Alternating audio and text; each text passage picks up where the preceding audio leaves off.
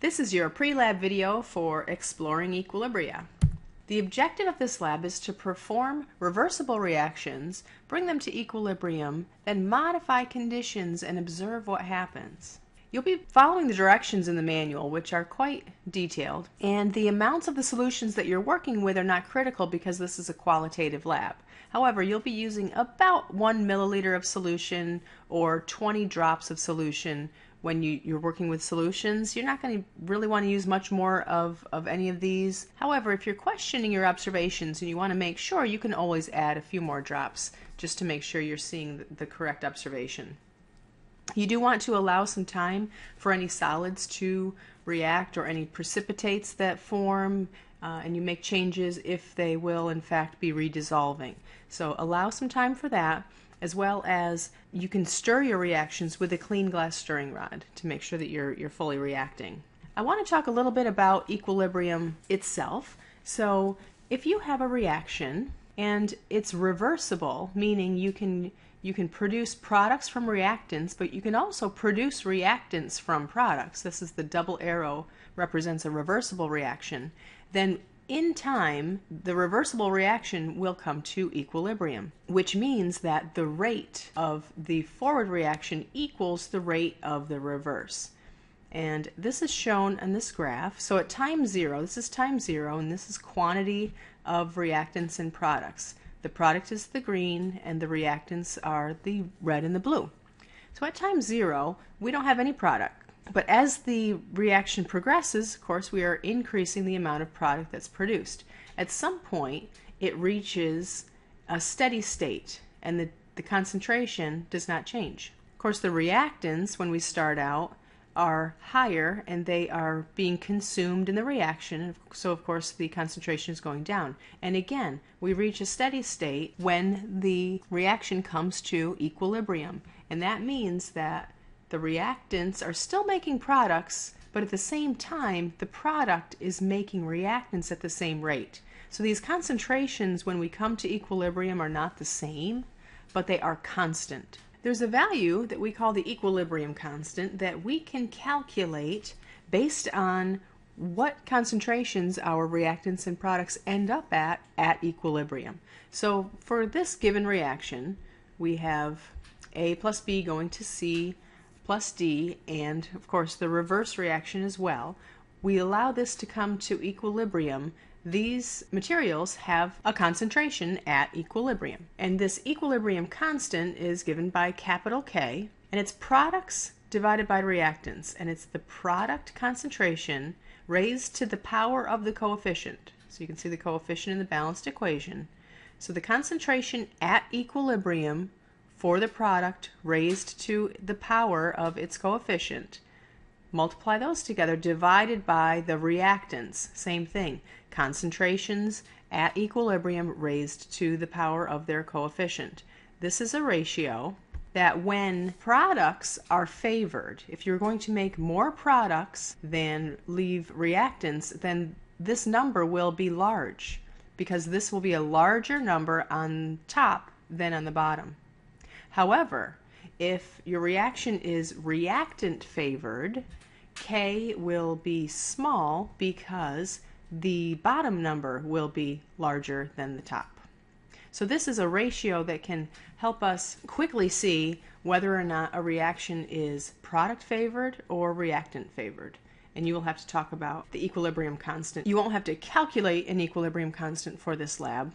However, you will need to say whether or not you are deducing that your reaction is either product favored or reactant favored based on if K was large or small. The Chatelier's principle describes the effect of making changes to an equilibrium system. So in experiment A, you will be setting up this equilibrium. So we have hydrogen ions with chromate ions going to dichromate ions and water. And this is the equilibrium. Le Chatelier's principle describes what happens when we stress this equilibrium. And by stress, I mean change. So if I were to remove some acid or remove some hydrogen ion from this reaction vessel, if I could somehow remove those, so this equilibrium would shift to the left and make more reactants. So if I remove a reactant, this equilibrium will shift so that more reactant is made. Same with the chromate. If I removed chromate ions from this reaction, then it would shift to the left to make more reactants. Well, how could I remove chromate ions from this reaction?